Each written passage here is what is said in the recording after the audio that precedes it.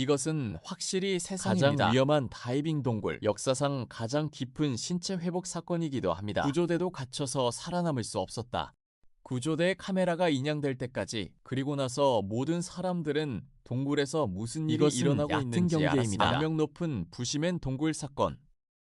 집 청소, 많은 신규 구매가 보류된 것을 발견했습니다. 사용하기 매우 쉬운 아티팩트 소금에 절인 생선입니다. 소금에 절인 생선의 새로운 버전도 사진을 찍으면 더 많이 쏠수록 나는 많이 가까이에 있는 유휴 물품에 사진을 찍었다. 사진을 찍어서 옮기세요. 젓갈 소금에 절인 생선을 추천합니다. 지금을 빨리 사용하세요. 더 많이 쏘고 더 많이 보내세요. 남아프리카 공화국 지금 시도해보세요. 카푸트의 사막 가멜이라는 곳이 있습니다. 산악 야생농장, 황량합니다. 주위를 둘러보면 바위 외에도 시든풀입니다. 하지만 이 평범한 땅에서 다이버를 허용하는 숨겨진 세계, 매혹과 공포의 비밀 동굴. 가파른 바위 비탈을 걷는다면 당신은 평범한 것을 보게 될 것입니다. 떨리는 수영장도 수영장의 표면 두꺼운 녹색 오리풀층으로 덮여 몇 년 동안 악취가 나는 시궁창 같아 현지인들은 이 악취가 나는 수영장을 부릅니다. 이 오리풀층 바로 아래 일단 다이버들 녹색 덮개를 제거하고 아래로 내려갑니다. 눈앞의 장면이 거꾸로 뒤집힐 하늘이 것이다. 변하고 있습니다. 흐린 녹색은 순식간에 사라질 것입니다. 그리고 그 자리에는 수정처럼 맑은 물이 있습니다. 그리고 여기 정말 놀라운 것이 있습니다. 이 시어탄의 깊이 세계에서 가장 큰 담수 동굴에 숨겨져 이 수중 동굴은 당신의 상상을 초월하여 거대합니다. 그것의 활동 길이는 약 253m입니다. 약 79m, 깊이가 300m에 가까워지고 있다. 배우들은 종종 농담을 한다. 에펠탑 전체가 있습니다. 그러나 이것은 단순히 눈부신 자연의 경이로 여전히 그 죽음의 덫이야. 민물 동굴이기 때문입니다. 바닷물보다 부력이 적습니다. 그리고 그것은 매우 깊습니다. 어떤 작은 것, 여기에서 무한히 확대됩니다. 결국 그것은 재앙으로 변했다. 그리고 이 동굴이 처음으로 먹은 사람은 1993년에 일어났습니다. 1993년 8월 초 세계 최고의 동굴 다이버 그룹 남페이 모으기. 그들의 목표는 명확하다. 인간 다이빙의 역사에서 민물 동굴을 부수는 것입니다. 깊은 세계 기록. 초대된 손님 중 남아프리카에서 온 원주민 다이버가 있습니다. 그것은 부대 슈네이라고 불립니다. 지역 다이빙 동굴 과학에 매우 익숙합니다. 그의 경험은 팀에 없어서는 안 될 자산입니다. 하지만 그 당시 예상치 못한 사건이 발생했습니다. 옷은 그와 함께 누군가를 밀수했습니다. 이 사람은 그의 친구 벤 레이든입니다. 하지만 당신은 이 제한 깊이는 엄격하게 제어됩니다. 모든 사람의 분업과 프로세스가 정확하게 연결되어야 합니다. 파트너를 데려오는 이런 행동처럼 심각한 위반, 그리고 산만함은 아이들의 놀이가 뭔가 아니다. 잘못되면 모두가 힘들어할 것이다. 당시 다이빙의 실케 엑스리가 거기에 있었다. 그의 위신은 높다. 그가 말하는 한 사람들은 보통 하지만 하느님 천의 얼굴을 위한 것일 수도 있습니다. 그리고 그는 아무 말도 하지 않았습니다. 그의 좋은 친구 AB에게 그와 함께 물에 들어가는 것을 묵인했습니다. 그 당시에 그들은 한 번만 했을지도 모른다. 초기 탐색 다이빙, 그리고 묘지는 다이빙 경험이 많다. 그가 그것을 복용하는데 아무런 문제가 없어야 그는 합니다. 묵인했다. 그리고 이 사람들은 신나게 옷을 입습니다. 그것은 바닥이 없는 곳으로 떨어졌다. 푸른 터널, 그리고 처음에는 모든 것이 훌륭했습니다. 이제 60m 깊이의 넓은 방 앞에서 평소처럼 다이버들은 멈춰야 한다. 서로의 상태를 확인합니다. 그리고 버디는 에벤을 돌아보았습니다. 두 사람은 서로에게 손짓을 하기도 했다. 모든 것이 괜찮다는 것을 의미합니다. 몇 분 후 계속해서 다운스트림으로 이동. 그는 갑자기 등에 문제가 있음을 느꼈다. 다시 돌아섰을 때 에벤을 볼 때 그는 그의 인생에서 가장 기억에 남는 장면을 보았다. 어두운 심연에서 앞뒤로 심하게 흔들림. 그는 에벤에게 무슨 일이 일어났다는 것을 이해했습니다. 그 순간 에벤, 돌이킬 수 없는 일을 저질렀다. 치명적인 음식, 동굴 다이빙에서 흔들리지 않는 세 번째 규칙이 있습니다. 산소의 3분의 1이 들어갑니다. 산소의 3분의 1이 나옵니다. 마지막 3분의 1은 비상용으로 예약되어 있습니다. 에벤은 아직 목적지에 도착하지 실제로 않았습니다. 첫 번째 산소병을 다 썼다. 그것은 절반의 산소입니다. 그것은 이치에 맞다.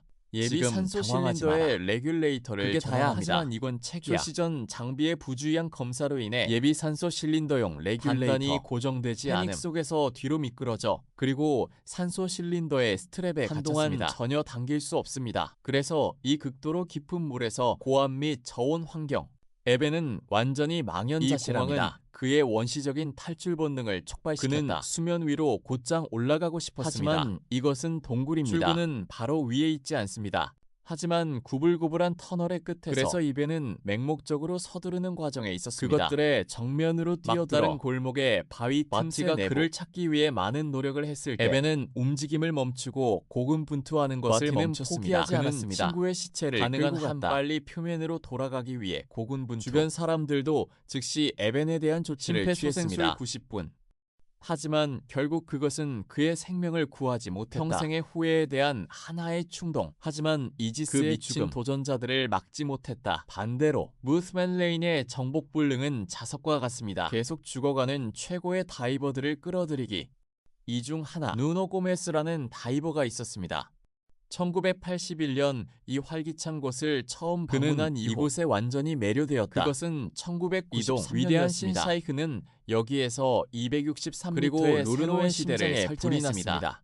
그는 스스로에게 말했다. 그는 이 기록을 깨야 한다. 그래서 1994년에 그는 팀을 이끌고 그러나 그들은 심각한 감압 반응으로 인해 모두 포기해야 했습니다. 그는 운반했다. 8명의 다이버와 의사로 구성된 팀. 큰 팀은 세 번째 도전을 시작했습니다. 느린 움직임의 어려움이 아닙니다. 민물 동굴이라는 것만이 아닙니다. 바닷물보다 부력이 적습니다. 1500m의 고도에 있습니다. 이 높이에서 다이버들이 경험하는 압력, 그것은 약 340m 깊이입니다. 다이버들은 더 복잡한 감압 절차가 필요합니다. 압력 판정의 대상이 되지 않도록 하기 위해 피해.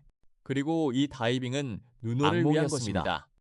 처음 200m 동안은 모든 것이 괜찮았습니다. 자신의 경험에 의존합니다. 220m 깊이에 성공적으로 도달했습니다. 깊이가 증가함에 따라 거대한 수압은 사람들의 의지를 파괴할 뿐만 아니라 인체를 물리적으로 파괴하기 시작합니다. 다이빙 중에 발견된 누노. 너무 많은 압력으로 인해 그는 다리를 느낄 수 없었습니다. 정상적으로 기능할 수 없음. 몸도 빠르게 가라앉기 시작한다. 그리고 그가 너무 빨리 가라앉기 때문에 심지어 복지 보상금을 부풀릴 시간이 없었어요. 그는 대포알 같았습니다. 그리고 구멍 바닥에 진흙에 부딪혔습니다. 좋은 소식은 그가 세계 기록을 깼다는 것입니다. 나쁜 소식은 그가 이 진흙 속에 갇혀 있다는 거야. 왼쪽 및 생명은 보장되지 않습니다. 온 세상이 어둡다. 폭력적인 영향, 압도적인 실트 구름을 휘젓고 가시성이 0으로 이동합니다. 그리고 더 무서워졌습니다. 이 고압 아래 그는 어둠과 진흙 속에서 하지만 올라가는 길을 찾을 수 없다. 그 순간 누노의 정확한 말은 나는 내가 운명이라고 생각했다. 하지만 그때 누노는 심호흡을 한다. 억지로 마음을 가라앉혔다. 천천히 복지 보상자를 부풀리기 시작. 마지막으로 상승 추론의 물결 진흙에서 꺼냈다. 드디어 누노가 왔다. 12시간 15분 지속되는 극한 다이빙. 282.6m의 신기록을 반환했다. 그리고 이 기록을 위해 그는 심지어 하나와 연결되었다. 20세의 삶. 누노는 1996년에 이번에 기록을 말하지 세웠습니다. 않았나요? 그는 1994년에 이 동굴에 도전해보세요. 1994년 크리스마스 그것을 20대 청년에게 전화를 걸었다. 이 청년의 이름은 디온 드레이어입니다. 그는 레크리에이션 다이버입니다. 디온은 겨우 20살이었다. 하지만 200시간 이상의 다이빙 경험으로 그는 그의 우상 누노의 초대를 받았습니다. 너무 흥분해서 거의 뛰어오를 뻔했다. 이것이 그의 인생에서 가장 큰 기회라고 느꼈다. 그의 어머니 그러나 매우 강한 예감이 있었습니다. 그의 어머니는 고르게 그들은 모두 아들에게 남아프리카에서 다이빙을 하지 말라고 간청했다. 의기양양했다. 하늘이 땅을 두려워하지 않는 시대. 그는 단지 괜찮다고 그의 어머니를 안심시켰습니다. 정규 훈련을 갔다. 나는 많은 경험을 배울 수 있다. 그래서 디오는 남아프리카로 갔습니다. 1994년 12월 이것은 17일 익숙해지는 연습이어야 했습니다. 다이빙팀의 몇몇 사람들이 함께 내려갔습니다. 그리고 모든 것이 잘 되어가고 있었습니다. 상승하기 시작합니다. 각 리터는 감압 지점에 도달합니다. 확인하는 제스처. 하지만 모두가 50m 깊이에 도달하면 누군가가 갑자기 적이 사라진 것을 깨달았습니다. 그래서 모두가 서둘러 아래를 내려다보았다. 희미한 손전등만 보였다. 무서운 속도로 떨어지고 있다. 밑빠진 어둠. 누노는 그것을 위해 갔다. 그러나 이때 적은 그의 아래로 떨어졌습니다. 깊이 30m. 그리고 감소 속도는 전혀 느려지지 않았습니다. 누노는 멈춰야 했다. 계속 쫓기 때문에 나는 내 자신의 삶을 설명해야 한다. 경찰이 디온의 부모님 문을 두드렸을 때 가장 걱정스러운 일이 마침내 일어났습니다. 전문가 분석. 디온은 과케미아를 알았을지도 모른다. 이것이 우리가 이산화탄소 중독이라고 부르는 것입니다. 몇 초 만에 의식을 잃었다. 그럼 돌처럼 300m 깊이의 구멍에 빠졌습니다. 하지만 아무도 생각하지 않았다. 이 20세 청년의 유해 10년 동안 물속에서 잠을 잔 후 다시 낮의 빛을 볼 것입니다. 가격은 삶을 위한 삶입니다. 10년은 많은 것을 잊기에 충분합니다. 그러나 의사는 예외입니다. 의사는 상업용 항공기의 기장이었습니다. 나는 40대에 스쿠버 다이빙을 시작했다. 그는 엄청나게 재능이 물속에서 있습니다. 태어나기보다는 천국은 물속에서 태어난 것 같다. 곧 기술 다이빙의 리더가 되었습니다. 그 당시 그는 군인이었으니까 나는 특히 은둔자라고 불리는 곳에 호흡 장치를 재순환하기 위한 고급 다이빙 이런 장비라고 한다. 다이버의 숨결 회복, 화학 반응을 통해 이산화탄소를 흡수합니다. 그리고 산소. 2004년에 의사는 부시맨 동굴에 왔습니다. 그는 최첨단 장비로 실험을 하고 싶었습니다. 여기서 눈의 깊이 기록 깨기. 그가 약 250m 깊이로 다이빙했을 모든 것이 정상이었습니다. 그가 장비를 조정하려고 할 때 다이빙을 계속하는 동안 그는 전조등을 뒤집었습니다. 그 순간 그는 약 15m 옆을 내려다보았다. 이 남자의 얼굴이 위로 올라왔습니다. 팔을 들어라. 포옹을 기다리는 것 같아요. 헬멧이 비어있지만 그러나 의사는 즉시 깨달았다. 이 사람은 10년 전 여기 떨어진 20살 디온. 그래서 의사는 기록을 깨기 위한 계획을 포기했습니다. 디온을 데려가기 위해 헤엄쳐봤다. 하지만 그는 디온의 장비를 발견했습니다. 진흙 속 깊은 곳. 한 사람의 힘만으로는 당길 수 없다. 그리고 호흡 속도가 너무 빠릅니다. 그것은 또한 그를 위험에 빠뜨릴 수 있습니다. 그래서 의사는 일시적으로 포기해야 했습니다. 그는 디온의 장비에 지원 라인을 묶었습니다. 길을 안내하다. 그리고 표면으로 돌아갑니다. 해변에 간 후 의사는 결정을 내렸다. 그는 디온의 부모에게 전화를 걸어 말했다. 당신의 아들을 찾았습니다. 걱정하지 마세요. 반드시 집에 데려다 드리겠습니다. 디온의 부모님은 저기서 흐느끼고 있어. 그들은 10년 동안 기다려왔습니다. 감히 희망도 하지마. 자녀에게 적절한 장례식을 치르십시오. 그의 몸 때문에 항상 그 차가운 동굴에서 여기 있습니다. 의사는 밤낮으로 계획을 세우기 시작했다. 역사상 가장 깊은 신체 회복 프로젝트. 법의학 의사의 권고에 따라 그는 특별히 그의 아내를 만들었다. 테이프 바느질. 전문 촬영팀도 초대했습니다. 이 위협을 문서화하고 싶습니다.